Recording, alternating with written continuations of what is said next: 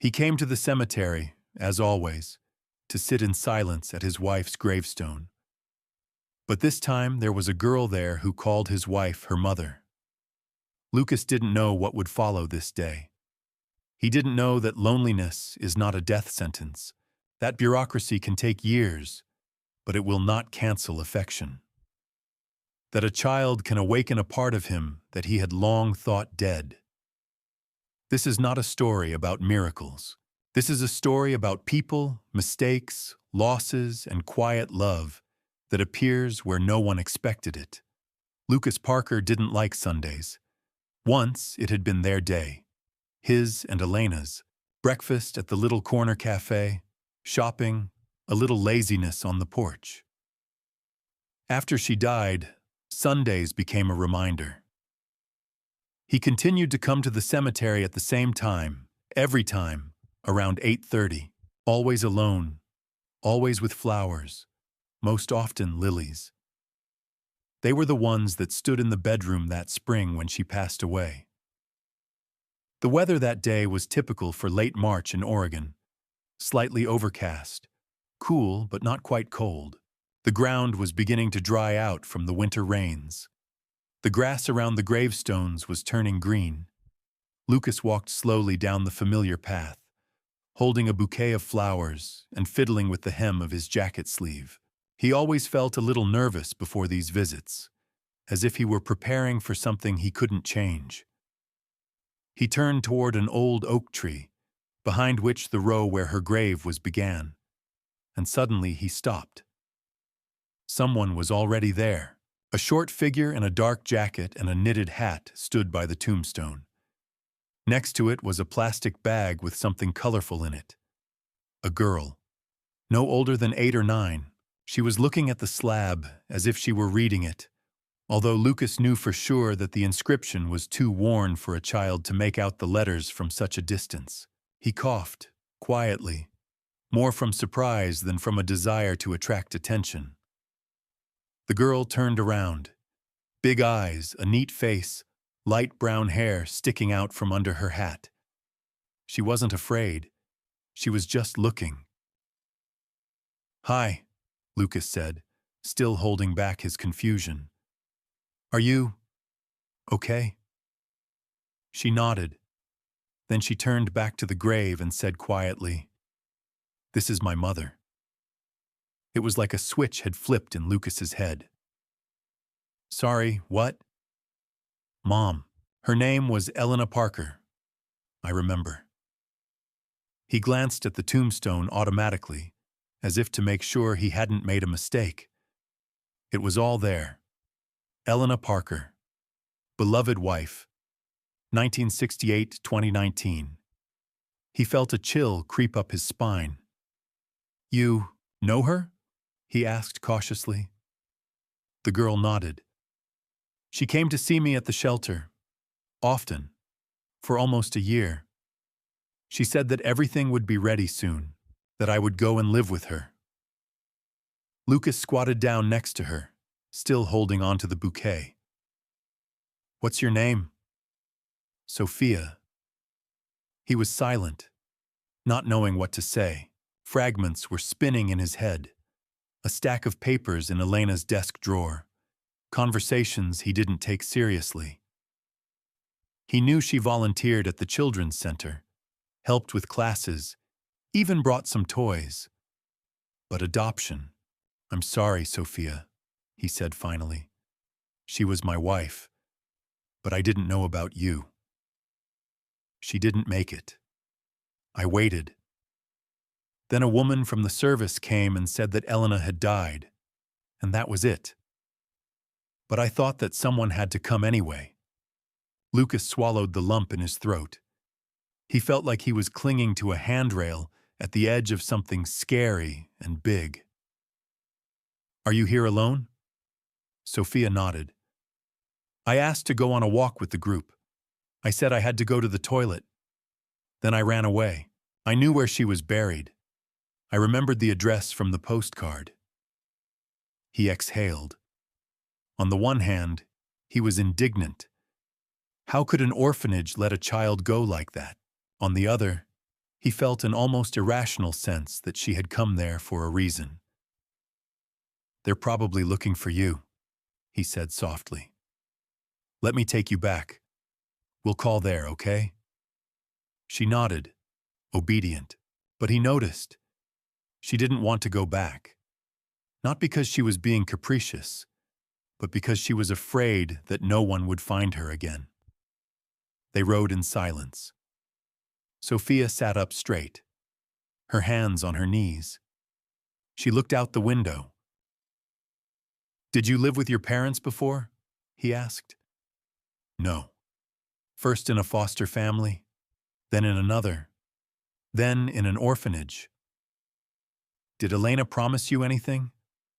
"She said she would write a letter as soon as everything was approved, that we would live in a house with a fireplace." I believed her. She always kept her word.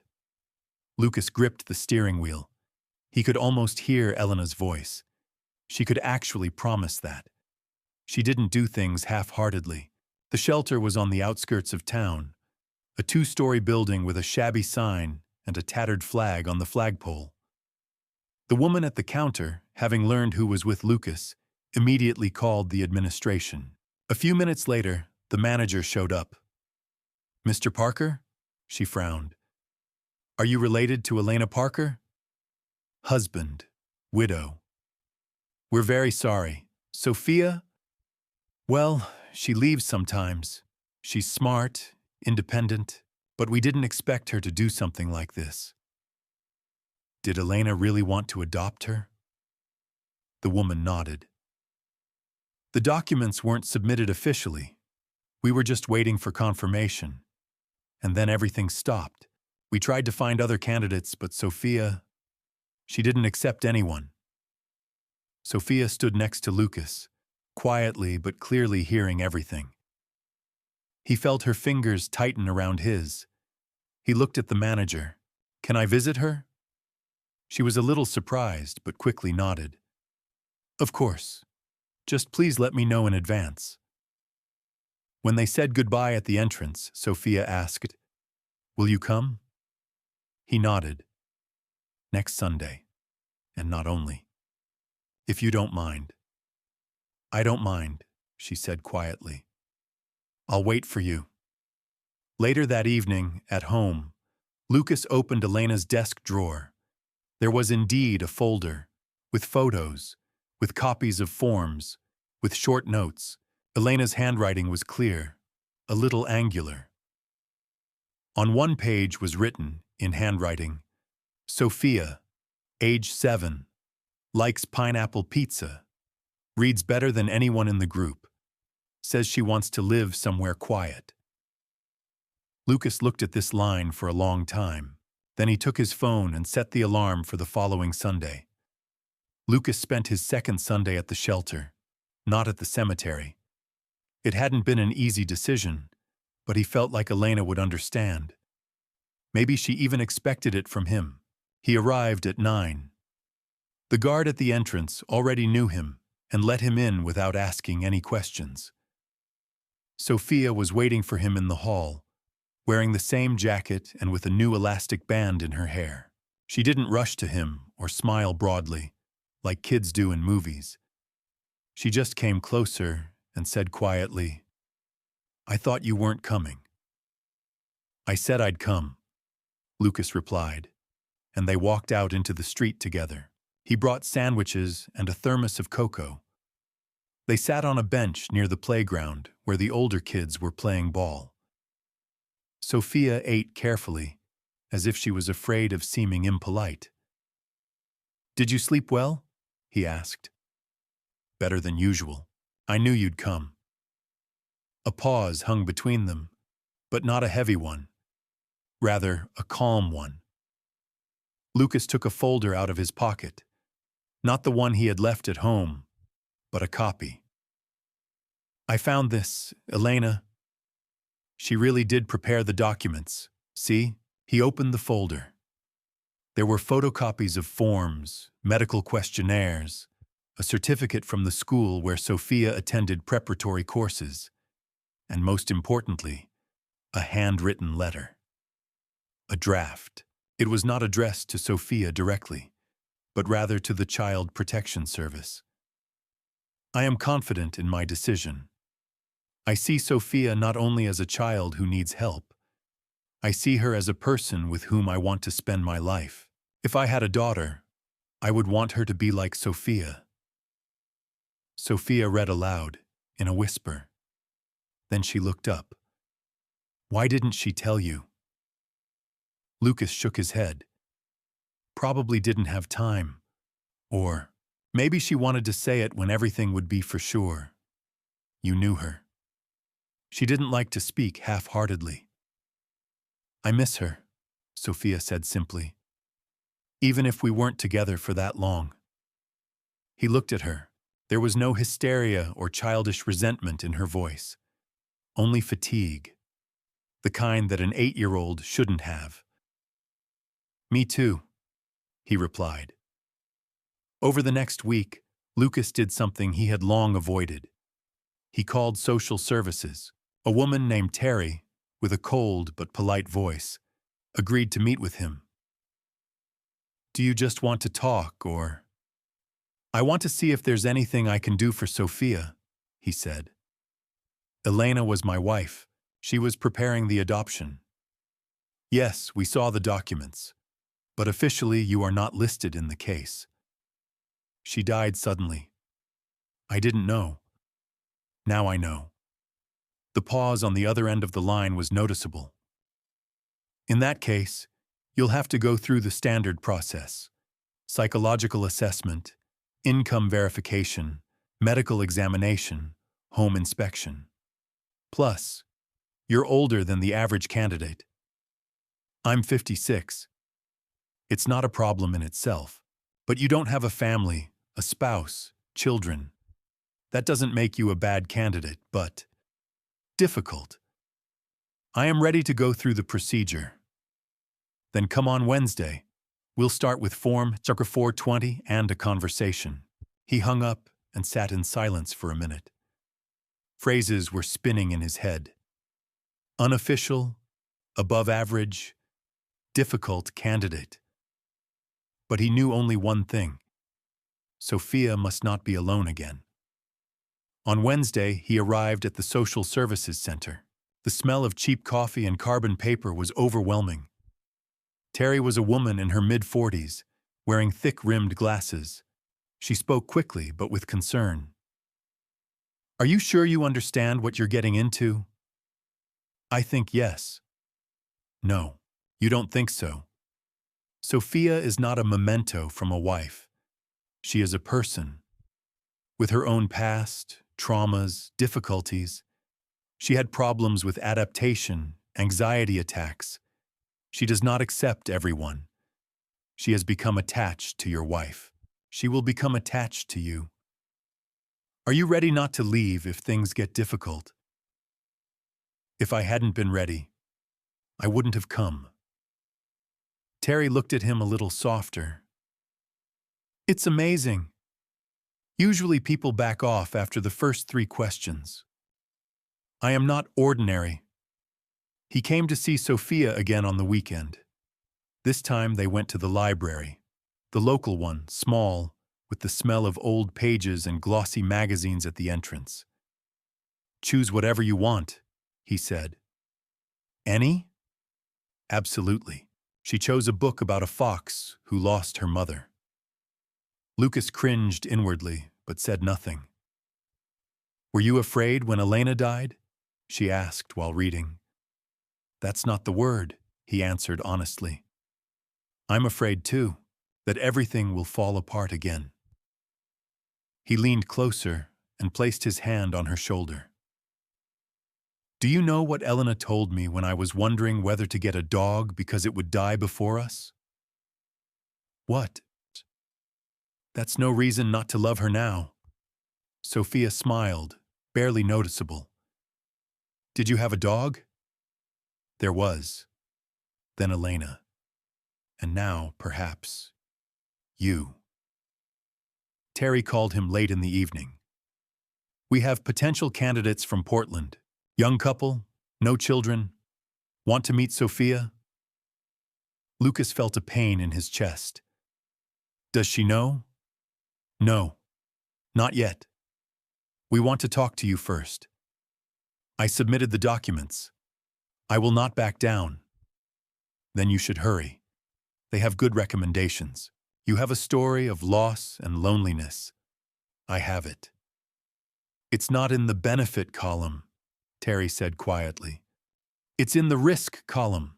Lucas hung up the phone and for the first time in a long time allowed himself to feel anything close to despair. But then he looked at the stack of papers, the filled-out form, and the drawing Sophia had put in his pocket. A he and a she, drawn in crayon. Above them, a house with a chimney and a small tree. And then he realized retreating was no longer an option. The first weeks after filing the application were like living in a holding pattern, like being at an airport before an unknown flight, for which you seem to have a ticket. But the boarding never starts. Lucas visited Sophia every other day, sometimes for just an hour, sometimes to take her to the park, to a cafe, to a bookstore. She didn't say thank you every time, didn't rush to hug him, but there was less tension in her movements. She stopped looking around, looking for an exit, and that was the best of thanks. He began to recognize her rhythm, how she chewed on her sleeve when she was nervous, how she counted everything, steps, shop windows, buttons, how she fell asleep in the car, only if she knew for sure that he was nearby and would not leave. Do you have anyone else? She asked one day on the road, as if in passing. Relatives? Only my brother in Ohio. We haven't talked for a long time. Why? Lucas shrugged. It happens. Different lives, different views on everything. And did you think the same with Elena at first? He chuckled. I didn't think about her at all. I just knew that she was mine. From the first meeting, Sophia thought about it. And you knew me right away too? Lucas looked at her, into the eyes, which no longer had the same closedness as on the first day. No, I was scared, but now I know for sure. A few days later, Terry invited him in for a talk. Portland foster couple Jason and Martha Henderson are still in business. They have everything in place: housing, income, medical records, motivation. They want to meet Sophia. Does she know? Not yet. We want to hold the meeting in a neutral format. Just communication. Maybe it will work. And if it works, then the chances are 50-50. Until you are officially recognized as a guardian, everything is open. He sat silently. I don't mind meeting her, he said finally, but only if you tell her everything honestly. Sophia found out about the Hendersons on Friday night. The reaction wasn't violent, not tearful. She just went silent. They're good people, Terry said carefully. Young, kind. They have a beautiful dog and a big house. And Lucas? She asked. He is also a contender, but the decision is not only his. Sophia looked somewhere at the floor.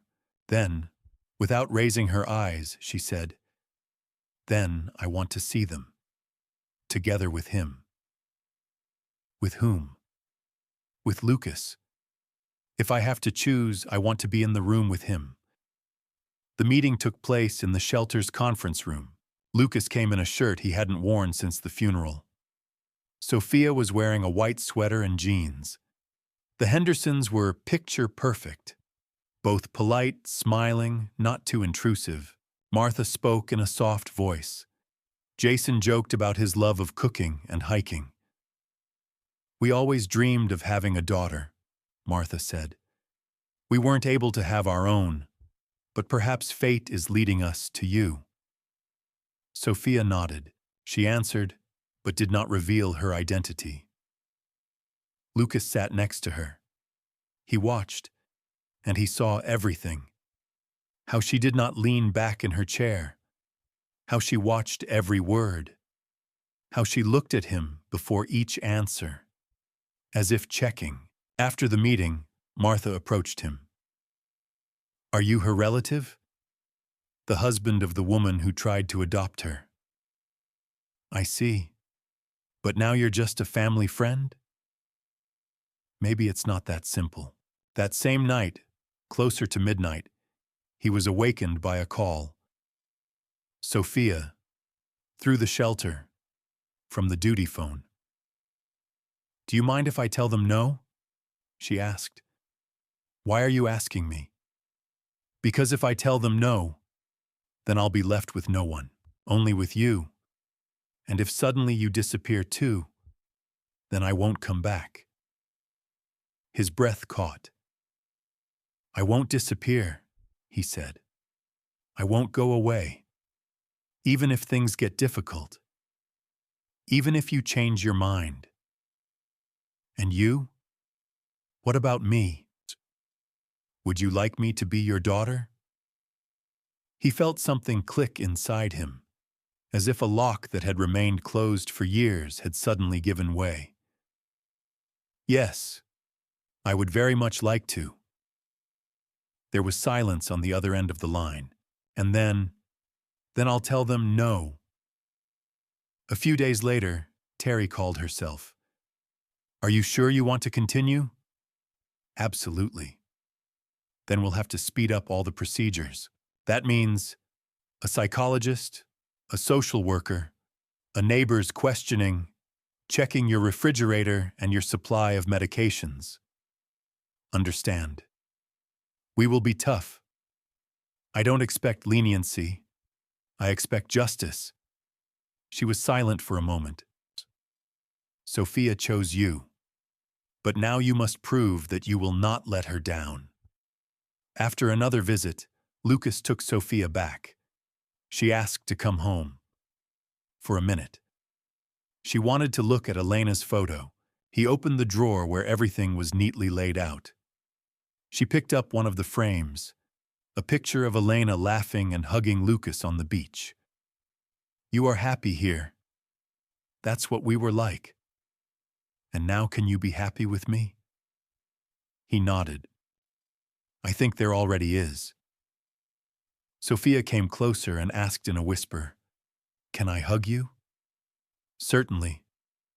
She hugged, not tightly, not for long, but it was the first time.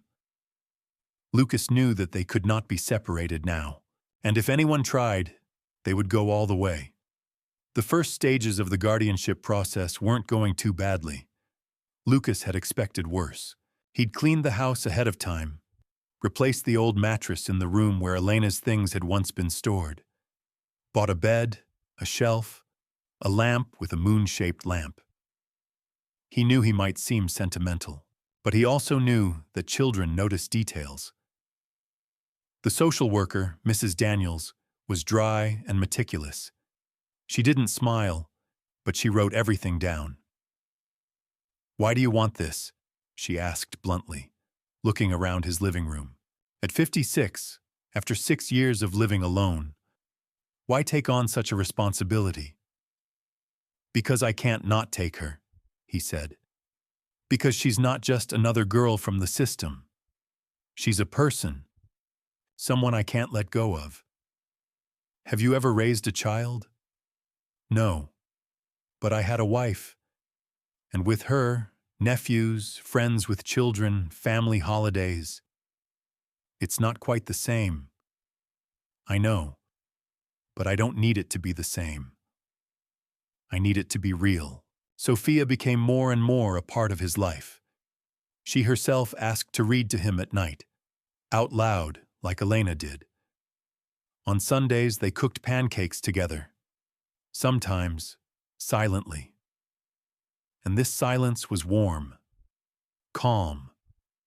But the calm did not last long. In early May, a complaint came to the shelter. Anonymous. It stated that Lucas was emotionally unstable, that he was not ready for responsibility, and that he was using the child as a substitute for his dead wife. Terry called him out for a talk. "We have to react. We have to conduct an additional investigation." "Who wrote this?" "Anonymous," he guessed. "Probably someone at the shelter who thought the Hendersons were more suitable.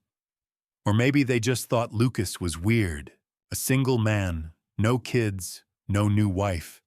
In a crowd of young, successful foster couples, he really was an anomaly." "Does Sophia know?" he asked.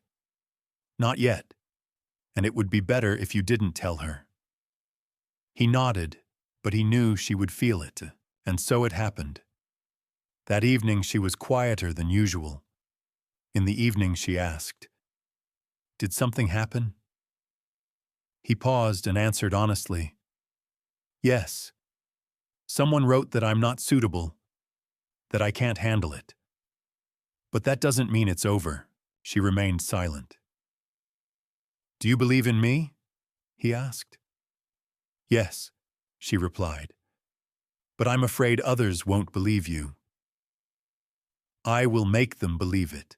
Additional testing included a psychologist, a man in his 40s, with a tablet, a pleasant voice, and the facial expression one usually makes when listening to something traumatic. "Don't you feel like you're replacing Elena?" he asked. "I'm not trying to replace anyone. I love the memory of her. But Sophia is a separate love, completely different." "Do you ever have bouts of loneliness?" "Every evening. But they have become quieter since she has been around." The psychologist nodded, noted something. At the end of the meeting he said, "I see honesty in you, and that's half the battle." One day, towards evening, there was an incident at the shelter. One of the boys started a fight. Sophia stood up for the younger girl and got hit in the face, a bruise on her cheek, a split lip. When Lucas arrived, she was sitting in the medical room.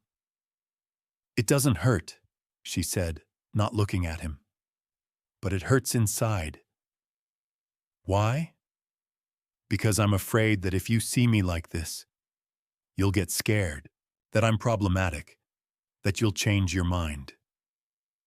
He took her hand. "I have already chosen you, forever. What if we are separated?" He looked into her eyes. "They can't if you're around. We're stronger together." A week later, a letter arrived, an official one, notifying of the date of the custody hearing. "Are you ready?"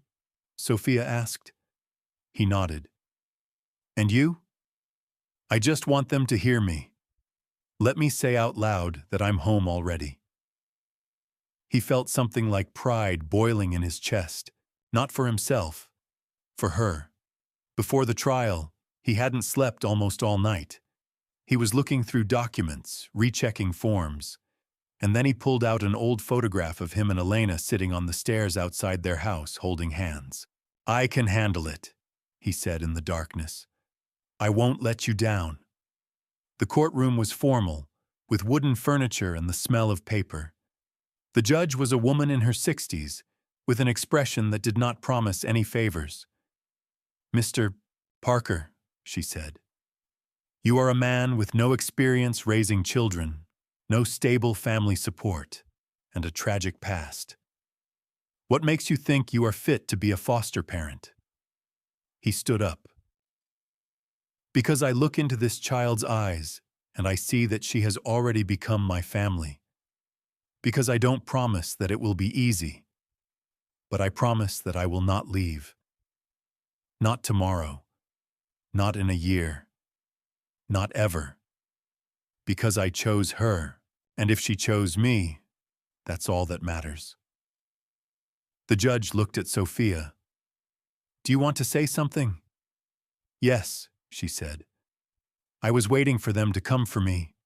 Elena didn't make it, and Lucas came. He's not my real dad, but he's my real man." After the hearing, there was no decision, He was told, "Wait for a letter. It could be a day, a week, a month." But for now, they were together. And in the evening, when he was reading a book to her, she suddenly said, "Can I start calling you Dad?" Unofficially for now. He nodded. He couldn't speak. And it was the best evening in the last 6 years. The letter arrived 21 days later. A regular envelope, thick paper, office font. Lucas held it in his hands for about 10 minutes before opening it. By order of the Multnomah County Court, Lucas Parker's petition for guardianship of Sophia Jane Reeves is granted. Effective immediately, you are recognized as her legal adoptive father. He reread the phrase several times. Then he sat down, put the letter on the table, carefully, as if he was afraid of ruining it, and just sat. For several minutes, no emotions, no words, just breathing, slightly intermittent. Just the feeling that everything he had lived for these past months had suddenly acquired form, density, weight. He dialed the shelter's number. "Is Sophia still there?" "Yes. I just got back from a walk. Do you want to talk?" "No," he said. "I want to take it." They didn't talk on the way. They just sat in the car, as if they were going somewhere they had been before, where they knew every turn. At home, Sophia took off her backpack and went into the room. Everything was as she had left it. A book on the table, a moon-shaped nightlight, a framed photo of her and Lucas making ice cream in the kitchen. "Do you already know?" she asked, standing in the doorway. "Yes." "So what now?" He smiled. "Now we are home." The first morning in the new status was almost the same as before. Breakfast, the usual pancakes, the radio in the background, but everything felt a little different. The air was thicker, the silence was calmer, the steps on the floor were firmer. "I have to go to school next week," she said, spreading syrup on her plate. "Want to come with me?" "Of course. I'll sit at the very back. Just don't forget to turn off your phone, and don't you dare clap if I answer correctly." Agreed. She thought for a moment. Then she said, "Aren't you afraid that I'll grow up and leave?" He exhaled. "Sometimes. But that doesn't mean I don't want to walk this path with you. Even if I'm not always convenient? Especially then." A few weeks later, an inspector was sent to them, the final formality. A young woman with a tablet, energetic, with a voice like a radio announcer. She asked questions. How do you divide responsibilities? How do you resolve conflicts? Does Sophia have a separate space? Do you participate in her school life? The answers were simple and honest. No memorized phrases. When the inspector left, Sophia said, "You know, before I always lived as if out of suitcases, even if there weren't any. And now?" She went to the closet and took out a suitcase, an old one, with stickers, from the shelter. She opened it and took out the last things. She put them on the shelf. "Now I'm unpacked." The letter from the school arrived on Tuesday. Sophia had gotten a place in the literature club. Lucas went to his first parent-teacher meeting. He was a little nervous, feeling like an outsider in a room full of young mothers and fathers. But Sophia waved at him from her desk, and he knew he didn't belong anywhere anymore. One late evening she asked, "Do you miss Elena?" He nodded. "Every day. Do you think she would love me?" He chuckled. "She already loved you, even before you knew it. And if she saw you now, she would definitely be proud." And you? To be proud is an understatement.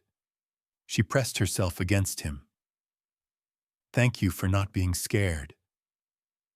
Thank you for staying. 6 months passed. Then a year. They became a family not only on paper, but also in the most mundane details. In the way she left her mug next to the sink, and he left his slippers by the door. In the notes she stuck on the refrigerator. In their morning habits. In the silence that no longer scared, but calmed. And sometimes, when Lucas would walk out onto the porch with a cup of coffee, he would look toward the old oak tree by the road and think, this is what home means. Not the place, but the person who remained,